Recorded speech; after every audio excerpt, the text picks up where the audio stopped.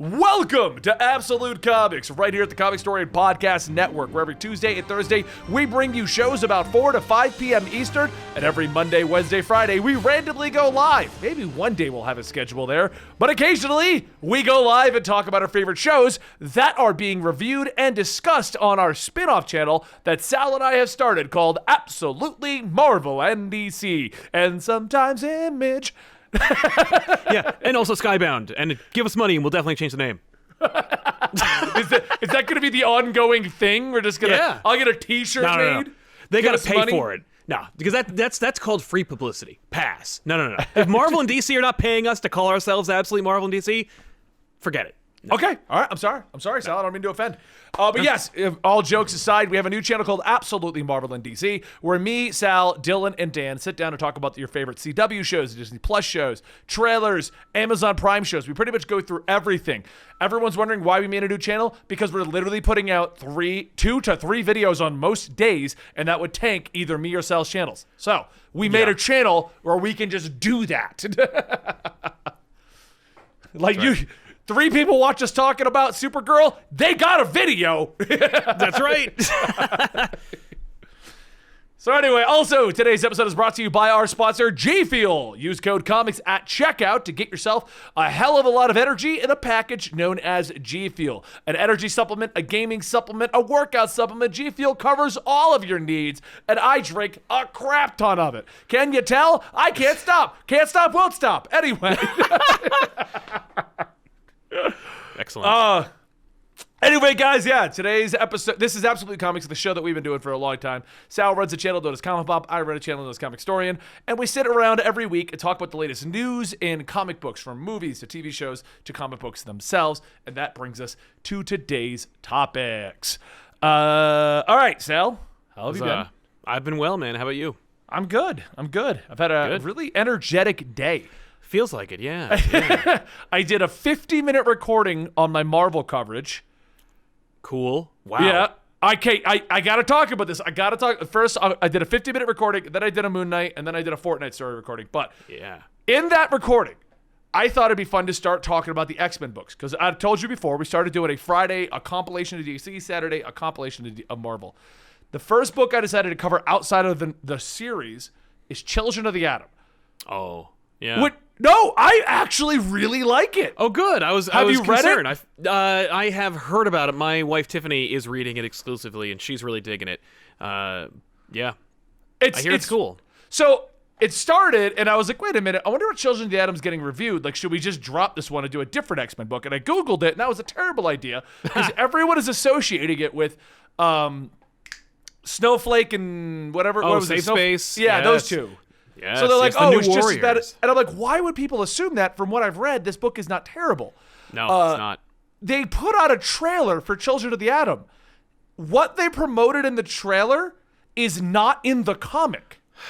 Why would they do that? That trailer, that was one of the most disliked trailers in Marvel's history. Yeah. The original one.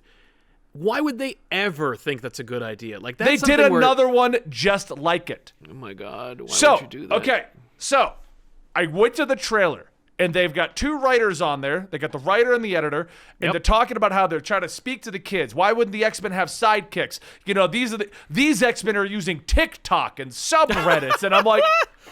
And I go look at the downvote. It's 40,000 downvotes to 2,000 upvotes. I'm like, who are you selling this to? Yeah. Who are you selling? Why are you trying to promote that they're on TikTok? Why are you trying to promote that they're the sidekick to the X-Men? Right.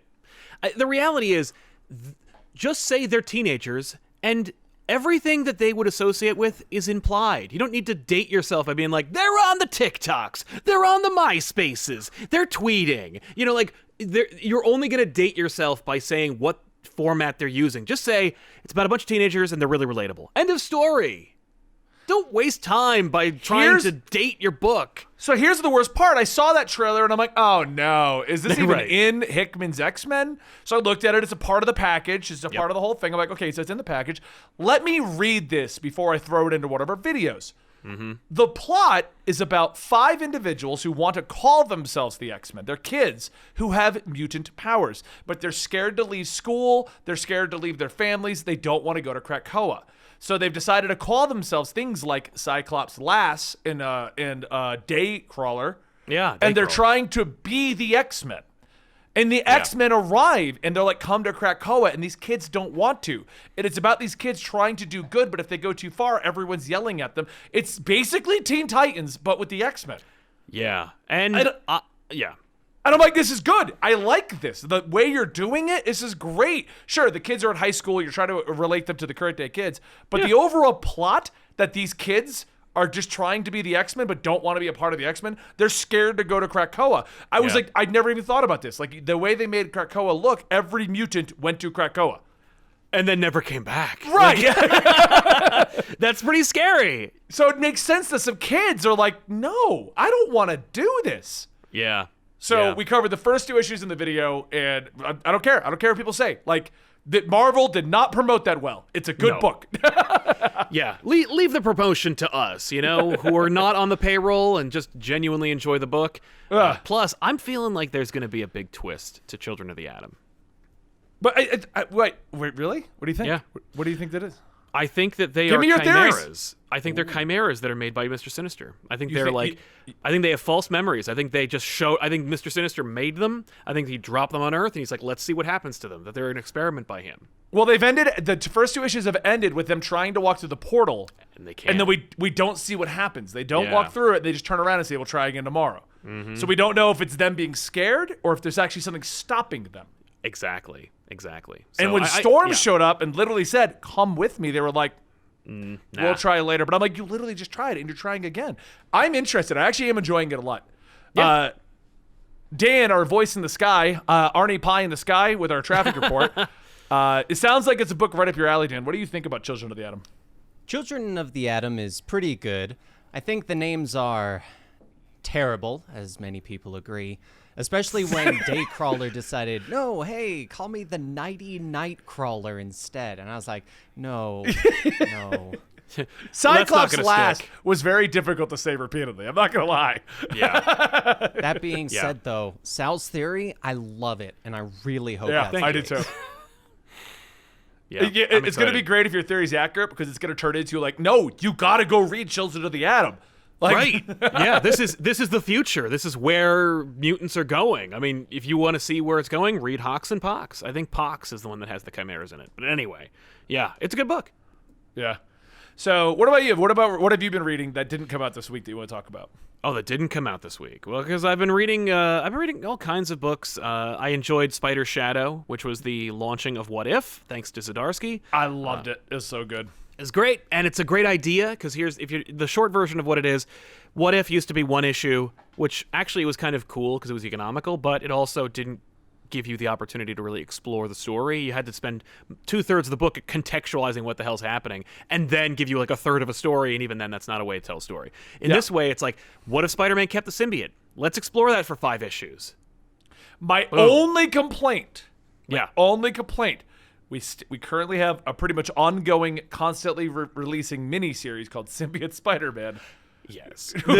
This is what the 5th Spider-Man book that's set in the past in which he has a symbiote? Yeah. This one, though, is not a retcon. This is a what if. At the very least, Symbiote Spider-Man and all of its subsidiaries, those are in continuity retconning by Peter David, who wrote back then. Yeah. In Symbiote in Spider-Man Spider Shadow, 1, they don't say symbiote on the cover, and 2, it's out of continuity. I think it's just a brilliant move because not only is it also like exploring what if and getting the brand out there because there's going to be a show called the same thing, Synergy, but also you're getting trade paperbacks. You're getting solo series out there on the shelves, and they're being sold not just to comic shops but also at bookstores, and so you're getting people into the character and you're just churning out. It's like there was a great series called Legends of the Dark Knight. It's a great book. It's coming back in May, but there was a great series back in the 80s and the 90s where like it was literally just like, here's a team, they do 6 issues, they leave. Here's a team, they do 4 issues, they leave.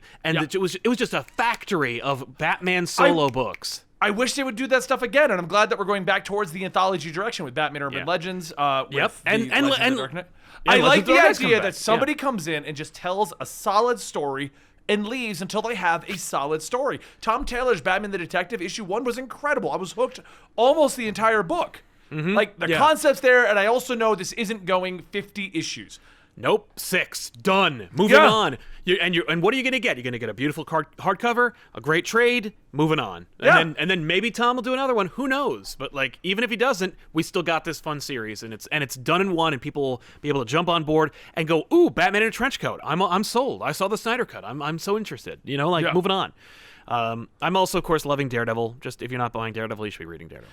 You're making me want to read this. I haven't read it in a very long time. I'm not the biggest Daredevil fan in general, so it's always kind of fallen off my radar. Yeah, I grew up not being much of a Daredevil fan, and I think it was just because I was more dazzled by Spider-Man, and over time I learned to appreciate it. It took a lot. It's like getting into Batman, where you're like, well, where do I start? People go like, oh, Year One and Dark Knight. And it's like, okay, the first and last Batman stories of all time, and they're also great and written by the same guy. No, and then you pick up something by Alan Grant, and you're like, oh, what the hell's this? By the way, those are good, but I'm just saying, like, it's not the best way to introduce somebody to Batman. With Daredevil, people do the same thing, where they're like, oh, you got to read the Miller run. And I'm like, I mean, it is a great run, but it's also just like kind of the deep end. Yeah. But there are runs. Like, if you like Happy Daredevil, pick up Mark Miller. If you like Sad Daredevil, pick up Ann Nesenti. So what is Chip Zdarsky's? Because I like more It's moody Miller. Daredevil. It's Miller. It's Miller meets Nesenti. It's actually like this beautiful hodgepodge of like, from what I've been able to ascertain, it is going to be up there, like with the seminal runs. And it's funny because, like, do you remember that gorgeous Chris Samney, Mark Waid Daredevil run that everybody was talking about and then nobody was talking about? That's what Daredevil. That's the casualty of Daredevil, where it's like, oh, this is great, but then something else even better came out, and that like made you forget all about it. People love Blind Spot, and nobody talks about that anymore. I remember Blind Spot. Blind Spot was a big deal. Yeah, for a hot second, and now he's not. Zdarsky's it feels like something new when it's doing the things that you recognize. Like, if you just tell somebody, oh, it's Daredevil in prison, it's like, oh man, I remember that. That was awesome. And it's like, right, yeah, you remember that one. This is a different thing. And it's modern, but still contemporary and timeless. I think it's just a good series that like feels like it's happening now, as opposed to like, literally trying to get like a new reader in and being like, here's something from 35 years ago. I'm sure you're gonna love it. Like, maybe they'll love it. So hopefully. If I order this now, we can do it. We can do a Daredevil massive discussion on issues 1 through 20, because that's the books I can get right now. Okay. Are you down? I mean, I'll talk about it. Yeah, I've just spent 10 minutes. Daredevil special, the Daredevil special. So if it's terrible, I never want to meet Chip Zdarsky, because I'll be shitting all over him. Right? You know what we should do? You read it, we'll bring Chip on, and then we three will talk about it for like an hour. I mean, do it. Chip Zdarsky and Daredevil. Gotta get him on. Yeah, that is such a story. I know. So I got a bone to pick with you, Sal. I got a bone to pick with you. Speaking of Chip Zdarsky and Daredevil, I'm gonna put our dirty laundry out in the open. Yeah, I love that. Why do you keep getting all the best guests ever, and then you seem dodgy to tell me you got them? Why? I don't. Well, I don't. Well, I don't talk about it until we do it, because because when it happens, it's like lucky, and it's more likely that it won't happen. So when I say things like, I'm going to have so-and-so on, there's still a likelihood that they will not be on. And there have been a lot of times where, like, and you know as well as I do, whenever Scott calls and he's like, hey, I really want to be on your show and promote this new thing. It's like, well, then you don't hear from him. We'll see what happens. Because, I only bring this up and put you on the spot like this. Because I think it was the Tom Brevoort one. I had Tom and Chip on, and I recorded. No, I had Tom, Scott, and Chip on in 1 week, and I shot them. Yeah, and all you said to me was, I have something going on at like the middle of the day, so we could film after that. And you wouldn't tell me what it was, and I'm just like, oh, it's a personal thing. You didn't ask. I just said like, oh, I'm busy, and you're like, that's cool, and I'm like, all right. Well, I'm not going to pry into your life. I'm thinking of something personal. And then I just see you tweet out, yeah, I got all these crazy guests this week. And I'm just like, why wouldn't he just tell me? Like, right. I'm not bad. Yeah, well, because I don't know if it's ever going to happen. So instead, and it's happened before where I've had a guest and like we've set it up, and then I'm sitting here like an idiot, like with my camera and everything ready to go, and then they don't show up. And that has happened to me twice. And so the last thing I want to do is be like, I'm going to have so-and-so on, and then have it be like, they didn't come. Because that just sucks. Oh, then we do the pity party for Sal. We're like, I'm sorry, Sal. And we don't need. I don't need that. I don't want to hear it. But yeah, no, it's nothing. It's nothing vindictive or personal. It's just I'm hedging my bets more or less. Okay. Because then the other thing is like, and you've done this too, not that you've done this, but like as well as I do that like if let's say you set aside a time that was supposed to be around, like set up for recording. And then we go like, oh, I can't do that. I got to do something else. And then that thing falls through. Trying to then last minute reset that back up is more work than just being like, we already said it's not happening. Let's just move on to the next thing. So like if I had, like, let's say the chip flaked, which he's never done, but let's say he did because other people have. We're not putting anyone in particular on blast. Exactly. But like, let's say the chip did flake, and like I'm 30 minutes into his time he was supposed to call, and he doesn't call. I then call you and go like, hey, I know that like we're 30 minutes late to the show, but like now I can do it. Like that sucks. Like because then you're like, no, I've already set up time for something else. It's just the audience loves us putting our adult our business. Yeah. That's right. No, but I'm happy to talk about it. I'm very excited about it. The other thing is like, as you know, creator interviews don't perform. Nobody cares. Honestly, that's why I've never like pried into it too heavily. Like hey, let's get so and so. Like, man, we should get. No. I mean, like, it is. It's a blast. I love doing it, but there's nowhere I can put it. Although Absolute Comics, we do it here, it works. It could, but this is it. Like if I put it on Comic Story, it doesn't work. Right. But if Absolute Comics broke like 300,000 subscribers, it would not work anymore. If we succeeded here, it would be the worst thing we could do. That's the thing. Like, and we have peers in the industry who like their job / vocation / preference is to talk to creators. And so it's like they have this number that they hit. And so it doesn't like, and it never goes up or down. And that's great for them. I feel bad because a lot of the PR companies, like a great example, I just did a Mad Cave Studios, Nottingham #1. And their first reaction is, do you want to talk to the creators? We can get you the writer or the artist. And I'm just, I don't know how to politely be like, that won't do well for anyone. Like exactly, like we're gonna waste your writer's time. Yeah. It'll make my views do bad. Like yeah. I'll cover your book. I'll promote your book. Let's just leave it at that. And we'll have fun. That's it. I've been courted by. Here, I'll throw this out there. The writer and director of Bone Tomahawk. They're like, he's doing this comic. We'd love to have him on the show. And I'm like, and I haven't had the heart to be like, I would freaking love to talk to that dude for like an hour. Yeah, but it would just be for me. Yeah, that's all it would be. That's all it ever is. The reason for you to call me would be out the window. It would just be a cool conversation, hopefully, with that guy. And like that's not what you're. But I don't think that's the purpose of this email. No, I don't think so. I don't think you're emailing me to be like, hey, you want to chat with this guy? You want a friend? Like, no, they don't. Do you want a friend? Right? Because that's what it is. Like, yeah, I think I could definitely make that guy my friend, but like, he's not calling me to make friends. He has plenty of those people. He knows Kurt Russell's phone number. He doesn't need me. Yeah, exactly. All right, let's move on to our next topic of the day. We got the Batman crossover began today. Yes. I actually liked this. The art was a little spotty at times, but the plot was actually good. So, in the world of Fortnite, the reason we have Battle Royale matches is a thing called the 0 point and the loop. And what it does is it resets. And when it resets, you lose your memories and you lose any idea of why you're there. And they only did one thing, which I don't think is in proper continuity for Fortnite, which I found to be a weird decision. Mm-hmm. They removed Batman's ability to talk. Okay, well, probably because he can't talk in the game. Well, I assume that Christos Gage, the guy who wrote this, he did it because he played Fortnite and no one talks. But there are NPCs that do talk, so that's not a plot point. Yeah. So I'm wondering if he just did it as a way to be like, if Batman asks questions, it's gonna be over too quick. Right. That's true. If Batman figures it all out, he has to use like hand signals and body language to crack this case. So yeah. So it's all an inner monologue because he can't talk.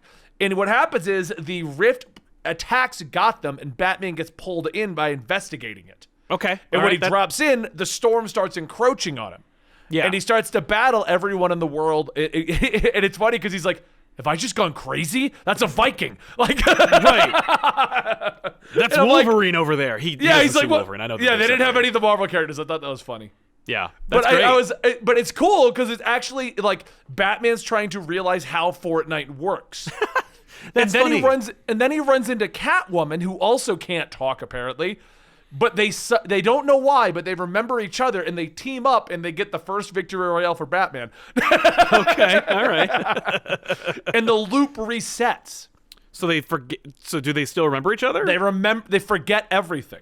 Okay. So that setup, I was like, okay, it's a cool idea, but that's all it is. Then Yeah. if you watch the trailer that DC put out today, they're showing panels from the future of it all. Yeah. And Batman's writing notes to himself, memento style, Oh, that's on his awesome. arms. I'm like, why didn't you show this in the first issue? That's cool as hell. Where Yeah. he's like, you're going to forget. Here's what's going on, and it's like, that's such a Batman way to do this. Or like you can trust this person. That's a really good idea. I love Yeah. that. All right, cool.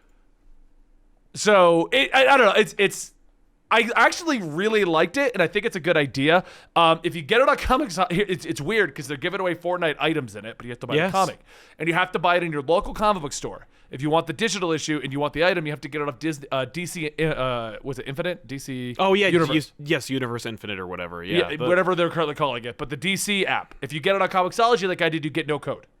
Oh, that's no good. Oh, yeah, and they're not being very clear about where you pick this up. See that? Yeah. So- But if you buy the physical copy, you can get it. Right, if it's in the physical app, which I do think is a good idea because it's a great way to drive people to their local comic book store. Yeah. So Okay. all you're hearing is that Batman is Dr. Manhattan in Fortnite. Yes. Oh, But it's really cool the way they do it. It's really cool the way they're displaying it. It also shows that his uniform is going to get beaten down over time. Mm-hmm. I'm really interested to see how they're going to play this out. And they didn't ham up the Fortnite side, which was what my concern was. Sure. I'm sure that was everybody's concern. They were just like, you're going to Fortnite up Batman. That's no good. And it's like, Right. No, he's fighting the weird Fortnite skins, but his immediate reaction to it is, have I gone insane? I don't even think everything here is human. that kind of reminds me of when Batman teamed up with the Max over the last 2 years, where he was just like, this is bizarre. Like, Batman is just like, okay, this is insane. I'm just going to roll with it. That's exactly it. He might as well be like, I'm in a crossover, okay. Like, this happens to me a lot. I'm very popular. But yeah, so he's dealing with that. He gets sucked in. They brought in Harley for a couple seconds, but immediately I'm like, well, we're going to get a Batman skin. We're going to get a Catwoman skin. We're going to get a Harley skin. Yep, of course. I And wouldn't why even put you? it past there being a Commissioner Gordon skin at this point because he's in the intro. That'd be awesome. Can you imagine a bunch of trench-coated Gordons with push-per mustache just jumping and... Building. Yeah, that'd be amazing. So it's a lot of fun. I actually thought it was a really cool idea. It was a lot better than the Thor one, and I don't say this as a DC fan. I say this as a comic book fan because they're building up an actual story. The Thor one was like 10 pages. Thor drops in, fights the banana, and that's it. This one is Batman fights like all of Fortnite, explains the rules of Fortnite. There's more to this one. That's funny because, usually DC's the ones who make the first leap, and then Marvel goes, oh, okay, let's just take all the things that you just play tested, and then we'll make a game out of it. Whereas in this case, Marvel's like, we made the Fortnite deal. Thor was in Fortnite for like a half second. End of story. And people freaked out. But I remember people being still cool with the Thor comic. Like they were like, well, it doesn't hurt anything. It's not a big deal. Like it doesn't because it doesn't even happen in the Thor comic. It happens off panel. Okay. So if you're reading the actual Thor comic, it's just between worlds and it happens. If you read the Fortnite Thor comic, it explains where it fits. Right. But with Batman, you get a whole mini series. Yeah. That's set in the universe and sells the game and hopefully sells the character to They're the already players. promoting the next issue as Batman versus Snake Eyes from G.I. Joe. Holy crap. Really? Yeah. So, I get a feeling every issue is going to be Batman versus some other property that Fortnite's letting us use. That's awesome. That's a great idea. That's genius. So, what if this is just continually Batman versus Snake Eyes, Batman versus John Wick, Batman versus just constant. Yeah, I think that sounds like a fantastic plan. And then we eventually get to Batman versus Wolverine, and that's the only crossover we get. Yeah, well, and we don't get it. The last page is just Batman's about to fight Wolverine, and then he gets sucked back to Yeah. And they're like, no, you don't. You were this close, comic fans. I think that'd be okay. I'd be okay with that. So, I don't know. The first issue, not worth reading, but this may move forward to where I'm like, Sal, you have to read Batman crossing over with Fortnite. Yeah. It's the coolest thing ever. This sounds a lot like that Ruby versus Justice League book that they're making. Oh my god, dude! I saw that out today. I opened it up for like 2 seconds. Like, is the Justice League even in this thing? Like, Well, they're like, okay, so you know who the Justice League are, but you might not be watching the show. So here you go. it's an interesting decision. I mean, I know because I work through Rooster Teeth. They get us a lot of our ads here on this channel, so we are a little biased. But I do know that they do a lot of things as Ruby and DC. Yeah. But this just seems like a weird crossover, Ruby and Justice League. Yeah. Yeah. Well, You know, hopefully I would have yeah. found it better if it was Ruby and Zack Snyder's Justice League, and the whole thing's in black and white and in slow motion. That'd be awesome. All right, so moving on, we got actor Alfred Molina breaks silence and confirms in Spider-Man No Way Home it'll include the villains Dr. Octopus and Electro, both reprised by their original actors. So this basically just confirms we are getting Andrew Garfield, we are getting Tobey Maguire, Yeah. and we are getting Michael Keaton as Batman. Right. Well, and I think I heard that today. I heard that like that's This definitely Flashpoint on. got announced today.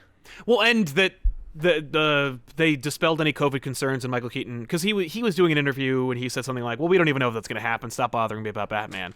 And now it's like he said something like, "Yeah, no, I'm definitely in the movie and I'm definitely Batman. Like we're definitely doing that." But yeah, man, Doc Ock from Spider-Man 2 and Electro from Amazing Spider-Man.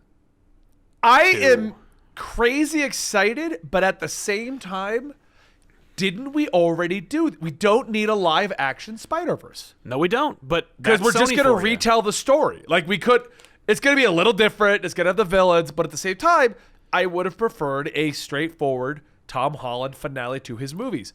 Yep. But we're not I getting don't that. want a finale. I just want another one. I just want him to Yeah, fight like and this I is- wanted this him is on gonna the be- run. Craven gonna be- chases him. That's the movie. Like, Yeah. let's do this. I'm excited. I'm not gonna lie. I'm excited for this, but a little sad that we're not getting that Craven one you just mentioned. Like, I am in no way excited about this. I loved Alfred Molina as Doc Ock. I was casually indifferent to Jamie Foxx's Electro. I like his Electro. I actually still listen to that song, his version of the song. Oh yeah, Itsy that was Bitsy great. Spider. Yeah. Brr, brr, brr. He's like jumping around the towers. Yeah. I'm in no way interested in a Spider-Verse again, especially because like the last one was so excellent. And they're doing a sequel. Yeah, and we're getting a sequel. We don't need another one. And I heard that Tobey Maguire, unsurprisingly, very characteristically, is like a huge problem for this production, and that he was very difficult to get to harangue into being in this, and he like wanted all his money and stuff, like which doesn't. Well, surprise doesn't me he at all. always want more screen time, more lines, more? Like he Yeah. wants it Yeah, to be he's- about him, but he's done.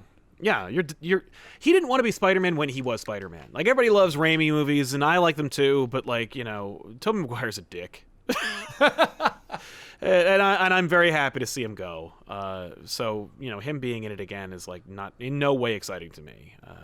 Is it ambitious? You got to acknowledge like it's a really ambitious endeavor where they're like, whoa, because those Raimi movies, at least 2 out of 3 of them, were classics. Like people hail Spider-Man 2 as one of the best superhero movies ever made, like up there with Superman.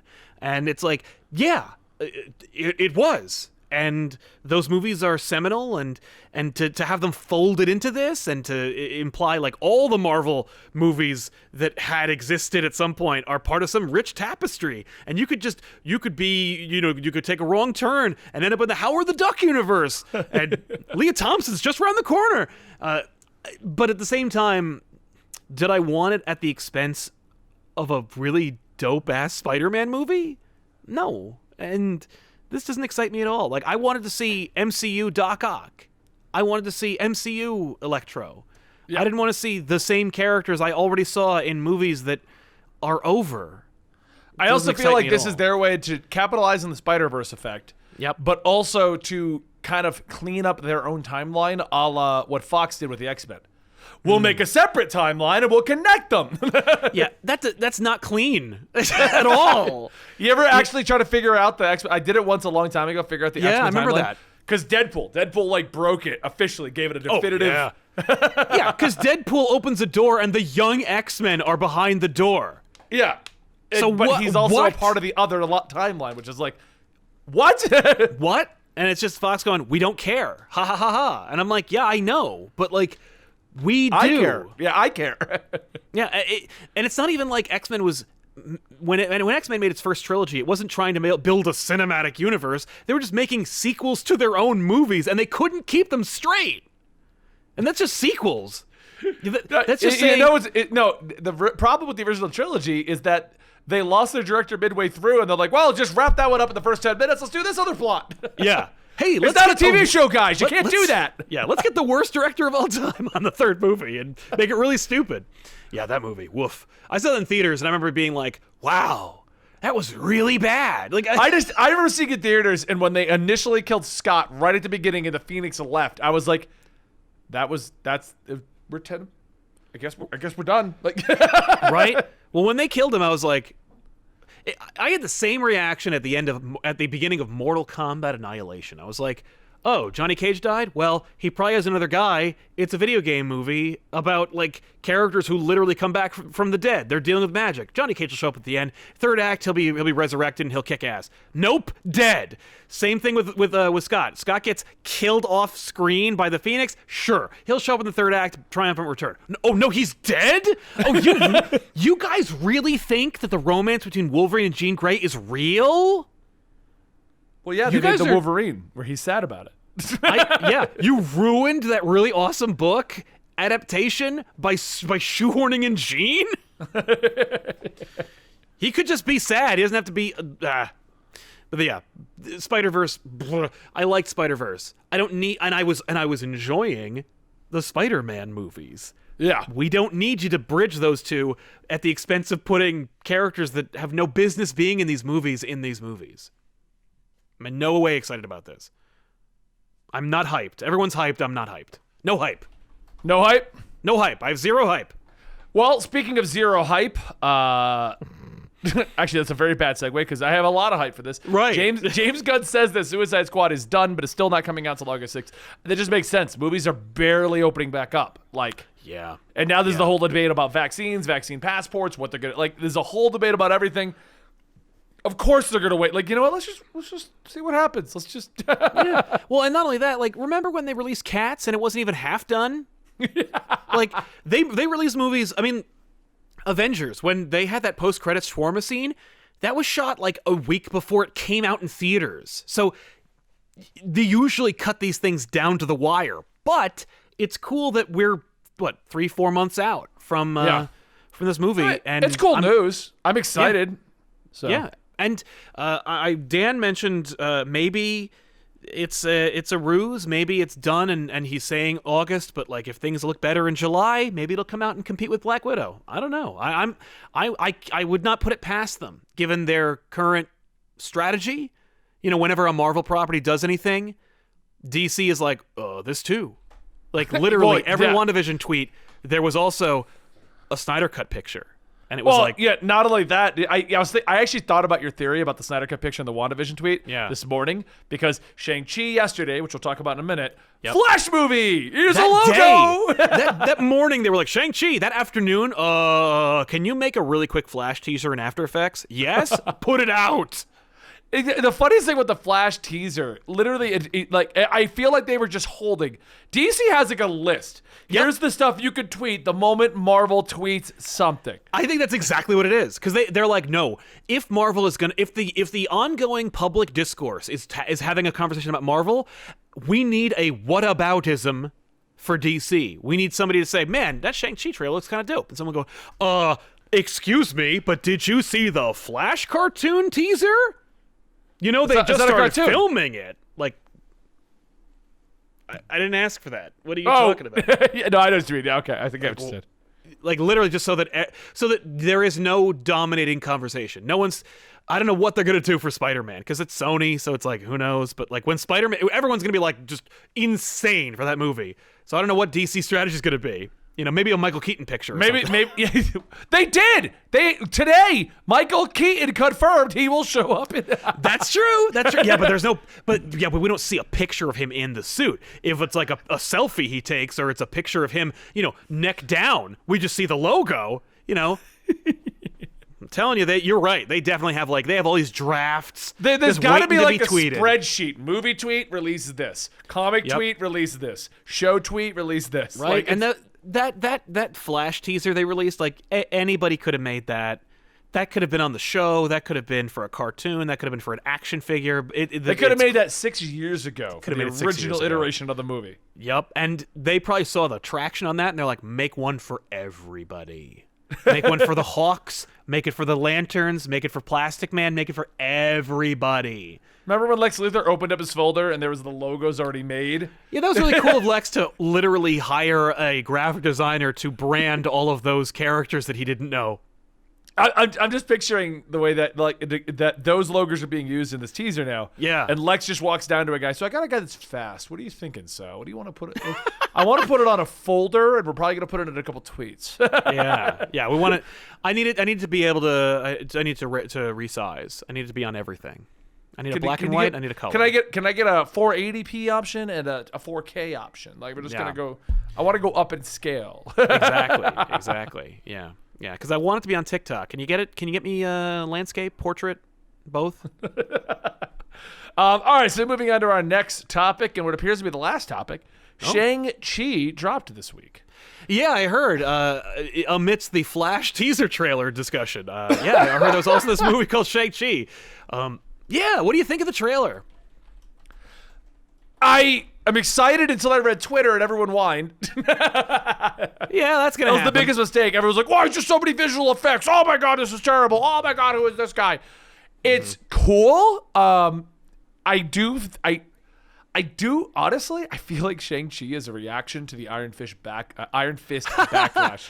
You think that they only made the movie because of like how crappy Iron Fist was? No, the backlash to Iron Fist was why didn't you get an Asian actor to play Iron Fist? Remember that? Right. Yes, I do remember that. And our, as fans, reaction was, that is Shang-Chi. Yeah, because, Iron Fist is white. End of story.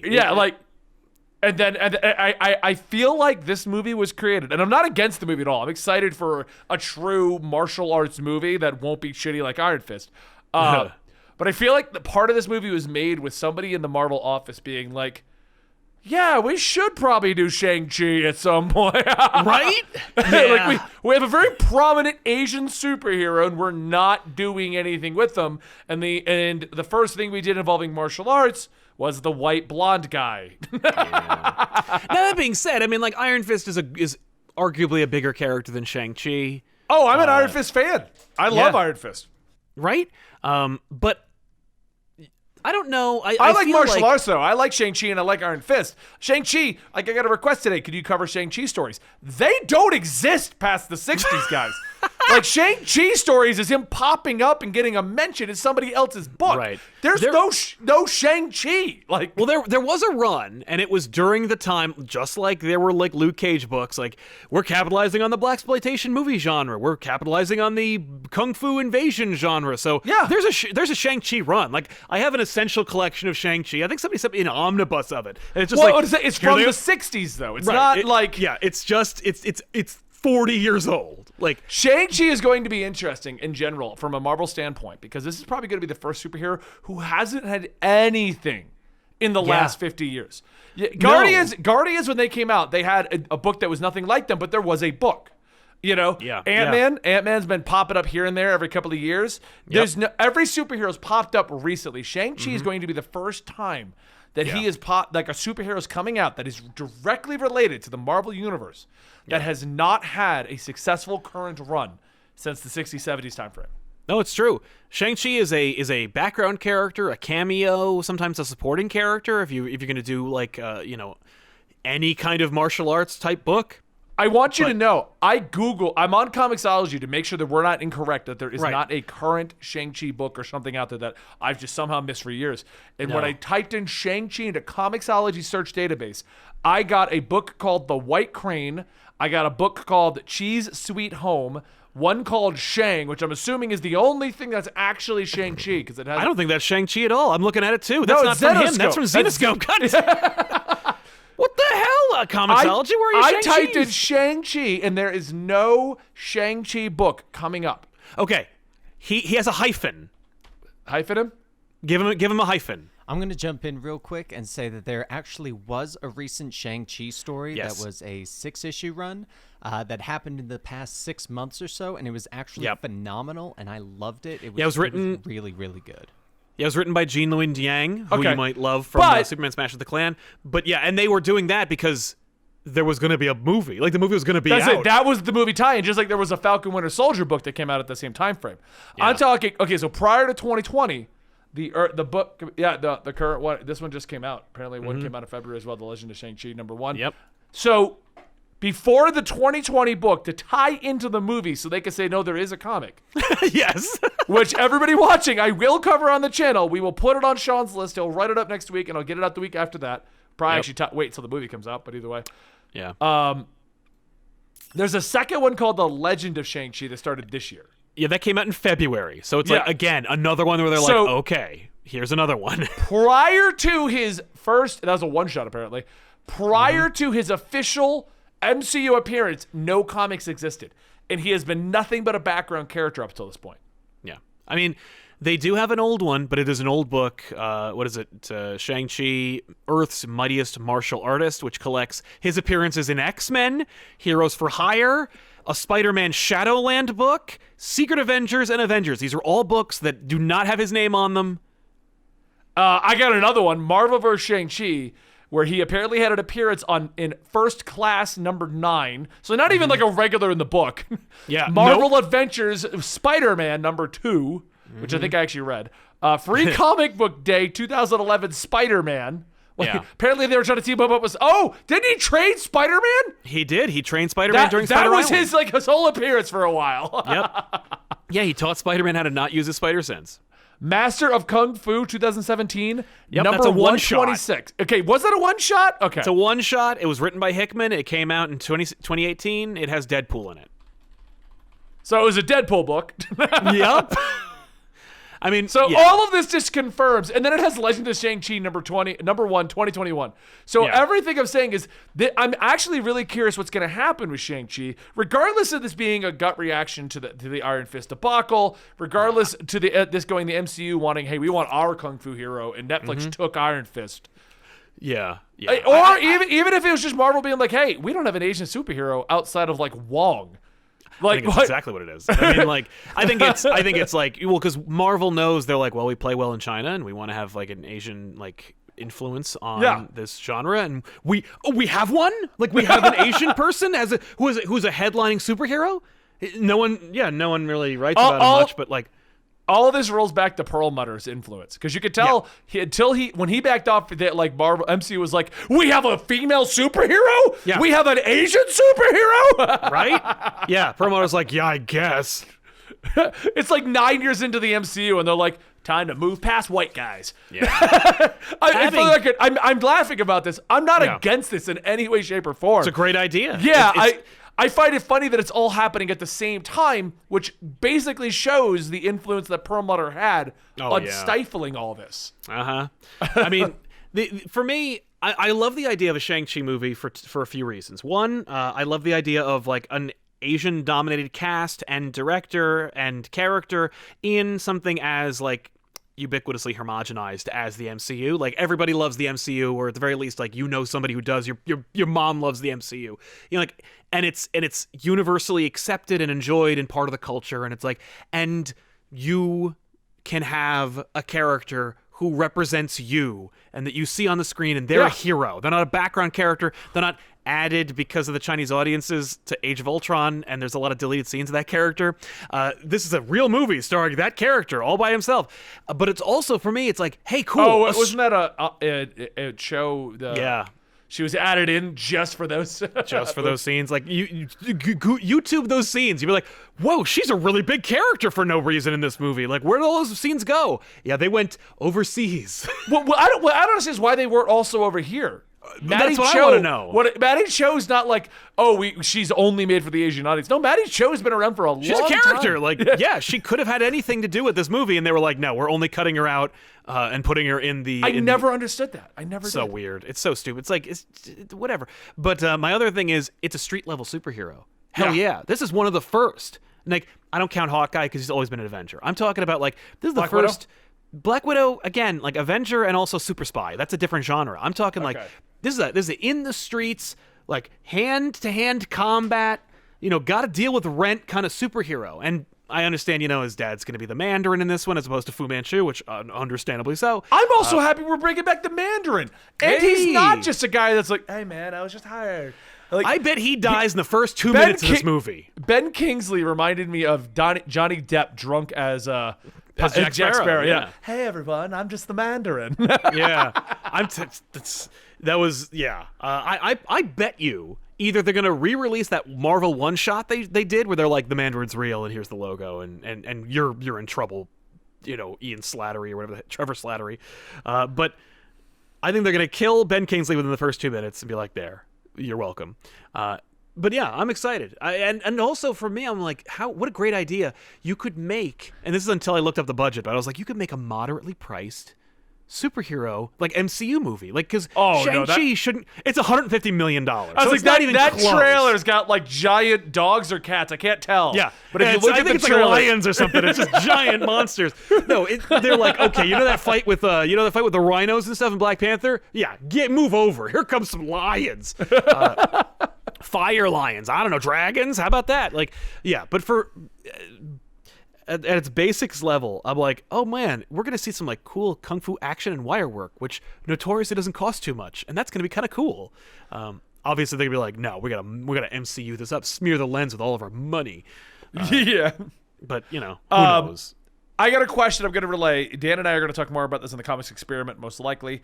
But the question is not terrible to ask you real quick. Okay, is Shang-Chi going to be the Black Panther moment for Asian Americans? Apparently that question is going around, followed by the question of, do you think they even want that? Yeah, absolutely.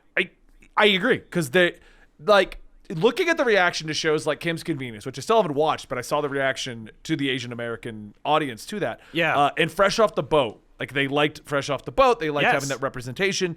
Of course, they're going to want a movie that is properly like it's their Black Panther moment, like finally representation in a proper movie where we're not the background character. Love you, Wong, but you're still a background character.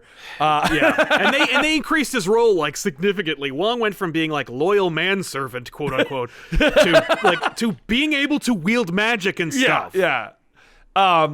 But yeah, I mean, because it's one thing I've actually argued on the side of representation, because we have arguments going either way, back and forth, is that there's these superheroes that exist, and when everyone is freaking out about Iron Fist, I'm like, no, do something as Shang-Chi. So that is the Asian superhero with martial arts powers, and and everyone's trying to argue that Iron Fist needs to be an Asian American, and I'm like, no, he's literally a blonde white guy who is constantly being crapped on because he's basically stolen the culture. That's his whole thing. Yeah, no, Shang-Chi is the proper one. Yeah, Iron Fist is a Westerner entering an unfamiliar culture. Yes. That's a different movie. Like, that's a different story. Shang-Chi is he's got the deadliest hands in the world. He's his own character, and he's got a rich backstory that like no one can buy. And but like there is an opportunity here, and I don't know if it would have been as successful like if it was like Iron Man, the Hulk, and Shang-Chi. They started with Shang-Chi, but now in a post Black Panther world, in a post Endgame world, it's like I wouldn't even say Black Panther. I mean, Black Panther did amazing, and it really did. But I think Guardians of the Galaxy is the one that proved Marvel can make anything. They made a tree and a raccoon appeal to the 30+ MCU fan base. Like, yeah. At that point, like they went to Ant-Man, they went to Black Panther, they went like they were just at that point. They're like, guys, like I felt like that was Kevin Feige being like, Perlmutter, leave me the hell alone. I can make it all work. Right. Yeah. For me, the real test. I think Shang-Chi comes out. Yeah, Shang-Chi comes out before Eternals, because I think Eternals might be a bridge too far. I'm very concerned because Eternals it's such a boring concept. Did you see what they've retooled it to be? I have not seen anything besides the plot. costumes. All I've seen is the premise. The premise is they're ancient magic-wielding beings who are awoken by Thanos' arrival to battle against evil, ancient magic-wielding beings on the planet. They're not the Eternals. They've retooled them to be something totally different, and they're using the Eternals. Okay. I mean, like, I'm not in the least interested in the Eternals on any level. And We should boycott the Eternals. there's because there's representation in Eternals as well. Like Eternals is because they're like, no one knows who these characters are, so we might as well just cast anybody. Oh yeah. Well, they gender bent the main leader, which they did. I read it first, like they gender bent them. I'm like, I wonder if the back. No one even knows who the hell that is. There's gonna be no backlash. Like, No. In fact, there will be some random guy who's like, oh, MCU is woke or some stupid shit. Yep. But 99.9.9.9. That's how decibels work. Yeah. Percent of the fan base is gonna go, oh, okay. Yeah. No, and if you read Kieran Gillen's Eternals book that's going on right now that only exists because there's going to be a movie, I think they're going to book for 2020. yeah. I think they're going to do the same thing. I think they're going to gender bend the leader whose name escapes me because of course they do. Yeah. So it'll be canon. So who cares? Yeah. I'm a little concerned for the Eternals, but they've proven up to this point. Like, I mean, even the ones that everyone says they hated, Thor: Dark World, Captain Marvel. Yeah. I liked them. I had fun during Thor and Cap. I don't rewatch them. No, but I watched enjoyed Thor them. Too. Yeah, I saw Thor: The Dark World in the theater, and I was like, "This is fun." Like I was like, like was I hyped? No, but like, was it bad? No, I didn't care. I have some critiques, but I'm perfectly fine with both of them. Yeah, did I like Thor Ragnarok more? Yeah. Oh hell yeah. Yeah, but we got to find that fan that was like, no, Dark World is a seminal piece of art in our timeline, and it's better than Ragnarok in every facet of the word. I am the only Thor Dark World fan, and I prefer it to Endgame. If you are find me a Thor Dark World fan, audience, find me a Thor Dark World fan. Find me a fan who would place that above all other MCU movies, right? And I will give you a cookie. Right, like I have props. I love Malekith. I think he's a great villain. Yeah. No, so doesn't exist. So I'm excited for Shang-Chi, also because I don't know what to expect, but I know it's going to be good. That's another thing. It's like I don't have. They're not gonna ruin the character because I've read all these Shang-Chi books. It's gonna be just like cool. I don't know. I mean, like, listen, there's gonna be some diehard Shang-Chi fans. They're gonna be very upset. Who have read the entire '70s run. Yeah, well, it's not hard to get, but like they're gonna be like they'd really changed some things, and it's like who cares? I'm gonna say this will be the first MCU movie I'm gonna go see where I'll have zero knowledge on the character outside of he trades Spider-Man in 2011, right? And I've heard for those who don't know, if Shang-Chi did change Spider-Man, but he lost his spider sense, and he discovered he didn't know how to fight without it. It's kind of like when Superman needed to be trained how to actually fight because he lost half of his powers. Exactly. So it's like, hey, Batman, I need to learn how to punch somebody. Like, yeah, I knew this day was coming. Yeah, I heard there's a rumor that there might be some cameos in this movie, which is always a problem. Now in a post Mephisto WandaVision world where people just overinflate the cameo theories, but I've heard there's some cameos. I heard like a year ago that like we might be getting because they started development of the movie around the time when the contract expired from Netflix, so it was okay to use characters who appeared in Iron Fist. Maybe you'll get Iron Fist / Colleen Wing or Kunlun or something like that. Like maybe some of these characters will appear or be referenced.